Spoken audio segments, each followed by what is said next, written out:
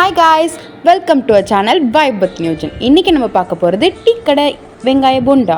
அது எப்படி செய்கிறதுன்னு பார்க்கலாமா? அதுக்கு நல்லா ஸ்லைஸாக கட் பண்ண வெங்காயத்தை எடுத்துக்கோங்க. கருவேப்பிலை நல்லா பொடிசாக நறுக்கினதை எடுத்துக்கோங்க. பச்சை மிளகா குட்டி குட்டியாக நறுக்கி போட்டுக்கோங்க. அதுக்கப்புறம் இஞ்சி பூண்டு அதெல்லாம் நல்லா க்ளீன் பண்ணிட்டு அது நல்லா நசுக்கி போட்டுக்கோங்க. அப்புறம் கொத்தமல்லி பொடிசாக நறுக்கினது போட்டுக்கோங்க. மிளகாத்தூள் ஆட் பண்ணிக்கோங்க. கார்ன்ஃப்ளவர் ஆட் பண்ணிக்கோங்க. அரிசி மாவு இருக்கும், அரிசி மாவு இருந்தால் போட்டுக்கோங்க. அரிசி மாவு லேட்டராக தான் நான் ஆட் பண்ணியிருப்பேன். இப்போ பெருங்காயத்தூள் ஆட் பண்ணிக்கோங்க.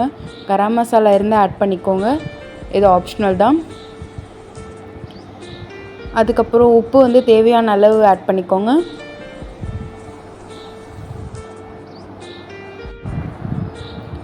இப்போது இதில் கடலை மாவு ஒரு 2, 3, 4, 5 ஸ்பூன் அந்த வெங்காயத்துக்கு ஏற்ற மாதிரி கொஞ்சம் நிறையா சேர்த்துக்கோங்க.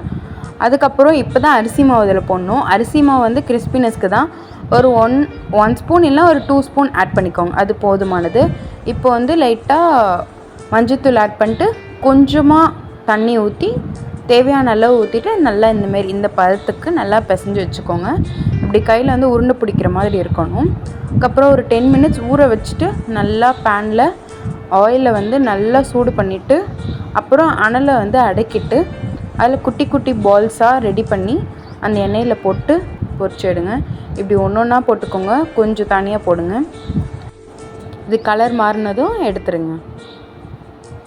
டீ கடையில் வாங்குகிற அந்த வெங்காய போண்டா அதே டேஸ்ட்டில் செஞ்சாச்சு. எப்படி இருக்குன்னு செஞ்சு பார்த்துட்டு கமெண்ட் பண்ணுங்கள். தேங்க்யூ ஃபார் வாட்சிங்.